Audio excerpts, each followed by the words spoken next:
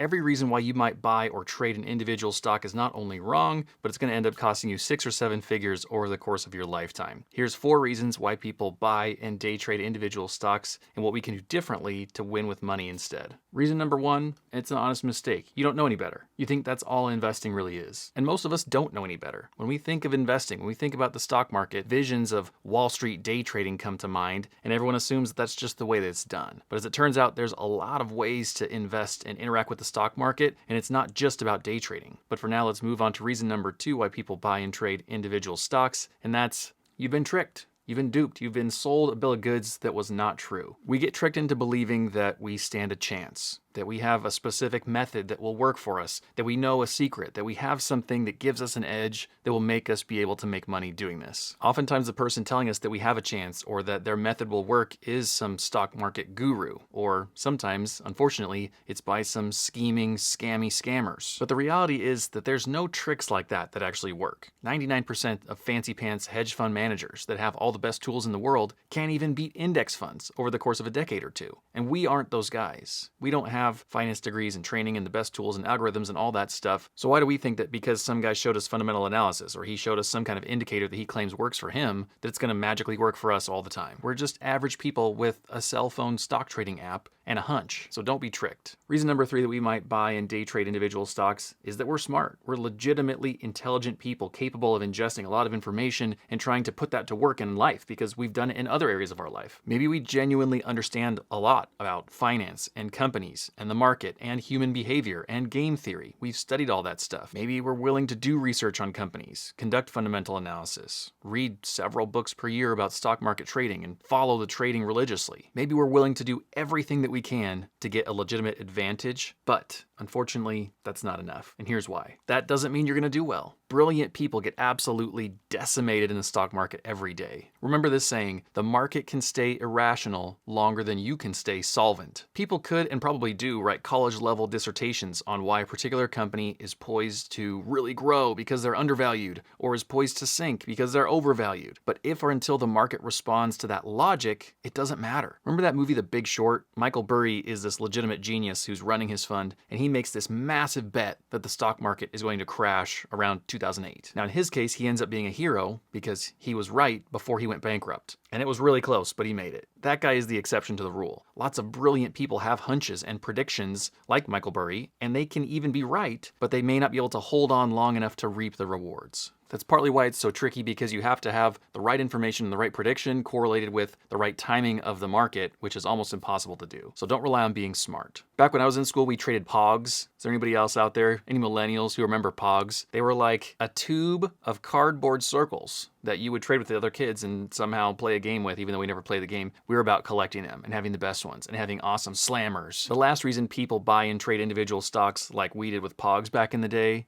is because they're just blindly cocky. They just think that for some reason, for them in their life right now today, they're bound to win. Maybe you don't have the brains or the work ethic of the person from reason number 3, but still you somehow tell yourself the story about your impending success. I really like this company. They got some good products coming out, and I just know that they're gonna do well. Their stock is gonna take off. Can you really bet all of your money on just knowing? Is that really a good enough reason for you to bet all that work that you went through to get this money, to save it, to put it in the bank, and then to have for an opportunity like this? If you went to a Vegas casino, would you just know what number it is in a roulette wheel that would make you a win or two? I mean, maybe you do. I don't want to rain on your parade, but if that was true, I would go to the casino and use that supernatural foresight to go and make a bunch of money right now. Go get rich and famous today. What are you waiting for? I think in reality, this is a self-defeating kind of confidence, because we're not going to win just because we're blindly confident and optimistic and think that we're right. And to be totally honest, I saw examples in my own life where family and friends had this kind of stock picking mindset that they thought, oh, well, I'll get all my money and I'll put it in this thing and I'm going to win. And what I saw was how much it cost them. It cost them opportunity. It cost them that hard-earned money and that confidence with their peers when they were recommending that stock that then tanked. It was too costly. And seeing that change the course of my life, there had to be a more reliable way for people to make money in the stock market. People were doing it somewhere. It wasn't this, but it's happening. Where is this? How can we figure this out? So I went on a hunt for information. Was this world of investing really as entrenched as it seemed? Only for pros or savants or algorithms to exploit while the rest of us suckers just can't help but lose? No. Isildur, day trade stocks like everyone else.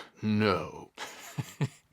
After reading and researching and listening and doing all the things I can to learn the truth about the stock market, after a decade of research, I've learned that there is another way. A way of automated, passive investing that makes more money and loses less money than the absurdly risky world of stock picking and day trading. The relieving truth is that at least 99% of us don't need to consider that. It's not even an option worth thinking about. So why is that? Why are we bound to lose more money doing that than by this other kind of passive way I'm talking about? Well, it's because whenever we pick a stock or a handful of a few stocks that we like, and we put all of our invested money into those, we have bet on a very tiny chunk of the overall economy. It's 5 or 10 or 20 companies. Anything could make those companies lose value or go out of business. Competitors that are better than them. A bad story in the news that makes their stock price sink. A leader in that company who has a problem with integrity and gambling and who knows what else. Maybe they cause things to fall apart. There could also just be something that's out of their control, like a shortage in some raw material that they need to produce their physical product. Anything like that could impact them. It's not your fault for not being able to foresee those things from happening. No one can.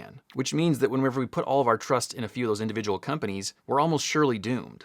Instead, whenever we invest in something like an index, you get a tiny piece of hundreds or thousands of different companies. And it probably includes those ones that you really like those 5 or 10 companies that are big in the news. You're probably getting those into index anyway. It's not like you're only getting some other weird things you've never heard of. A lot of those big name companies are in there. So that way you can still be an investor in Tesla or Electromechanical Vehicles Corp or whatever is cool to you. Oh, you've never heard of Electromechanical Vehicles Corp? They make this thing, the Solo electric car, which I got to fold my 6'5" self into and go on a test drive. I am very skeptical about buying that stock or that car. Oh my gosh, it was terrible. But whenever we buy an index fund and we get invested in thousands of companies simultaneously, the pressure to be right is removed. The companies may still get hit with snags or have competition or have bad news stories or bad leaders or whatever, but in reality, you don't care because your other 4,000 companies are still making money and they're still propping up your overall investment returns even though those few are doing really badly. So you've got the space and the margin for a few of those to go under. Who cares? Let them go under. But whenever we dive into index funds, it gets confusing because there's 3 forms of them that all sound about the same. An index fund, an ETF, and a mutual fund all feel like just variations of the same exact thing. To learn what the differences are between those 3 and which you actually want to invest in, you've got to watch this video where I explain everything that you need to know. The secret comment today is horse, of course, because my investing course is live and people are loving it.